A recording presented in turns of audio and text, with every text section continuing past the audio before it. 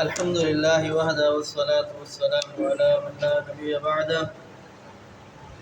أما بعد فأعوذ بالله السميع العليم من الشيطان الرجيم. بسم الله الرحمن الرحيم. قال الله تبارك وتعالى: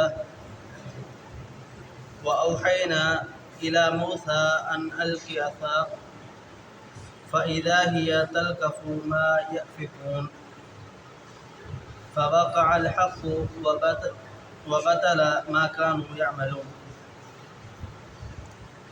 وأوحینا، اور ہم نے وحی کی موسیٰ علیہ السلام کی طرف، الی موسیٰ، ان القی عصاک، کہ جو تیرے ہاتھ میں لاٹھی ہے اس کو پھینک دے.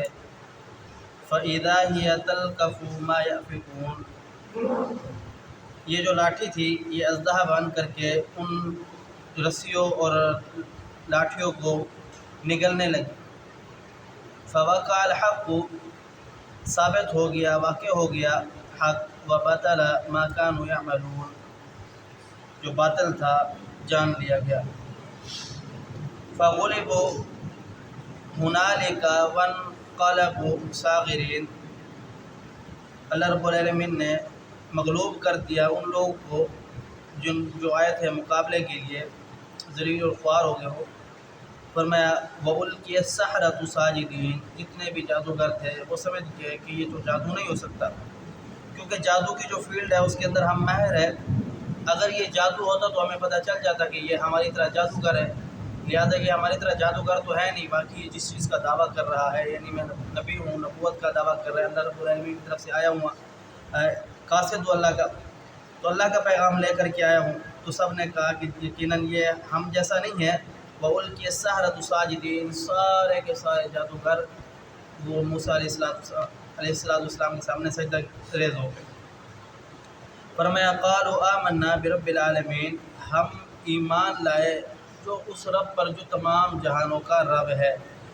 آگے رب تعالیٰ بیان فرماتے ہیں کہ انہوں نے کہا رب موسیٰ و ہارون، اور موسیٰ اور ہارون کا جو رب ہے اس پر ہم ایمان لے کر کے آئے. یہ پیغمبر جناب موسیٰ علیہ السلام فرعون کے پاس گئے، اس کو دعوت دین دی.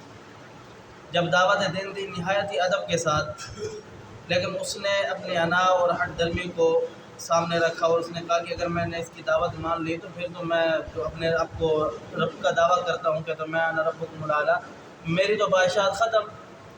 لہذا اس نے کہا کہ کوئی ہیلا بہانہ تلاش کیا جائے. اس نے کہا کہ تو اگر نبی ہے تو کوئی ایسی نشانی لے کر گیا جو تیری نبوت پر دلالت کرے، تیری نبوت کو ثابت کرے.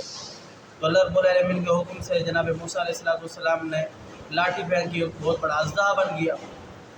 اب اس کو ایمان لے آنے کی بجائے قوم کو بھی گمراہ کرنے لگا، یہ دیکھو یہ بہت بڑا جادوگر ہے. اگر یہ جادوگر نہ ہوتا تو پھر یہ اس سے اتنا بڑے کیسے اژدہا بن جاتا. تو لہذا قوم کو یہ کہنے لگا کہ اگر آپ اس کی بات مان لیں گے، آپ اس کی دعوت کو مان لیں گے تو یہ آپ کو آپ کے علاقے یعنی مصر شہر سے نکال دے گا. تو اب آپ نے کیا کرنا ہے؟ تو قوم نے یہی مطالبہ کیا، قوم کے جو سمجھدار لوگ ہیں انہوں نے کہا کہ اس کے بھائی اور اس کو دونوں کو روک لو اپنے پاس. ان دونوں کو روکنے کے بعد اس معاشرے کے اندر، کیونکہ اس وقت جادو کا بڑا دور چل رہا تھا، جتنے بڑے بڑے جادوگر ہیں اس علم کو جاننے والے، کیونکہ آپ تو بادشاہ ہیں، آپ تو رب کا بھی دعویٰ کرتے ہیں کہ میں رب ہوں، تو آپ ان لوگوں کو جمع کیجئے، بٹھائیے، اگر جادوگر ہے تو سامنے پتہ چل جائے گا. اس نے کہا ٹھیک ہے میں بلا لیتا ہوں.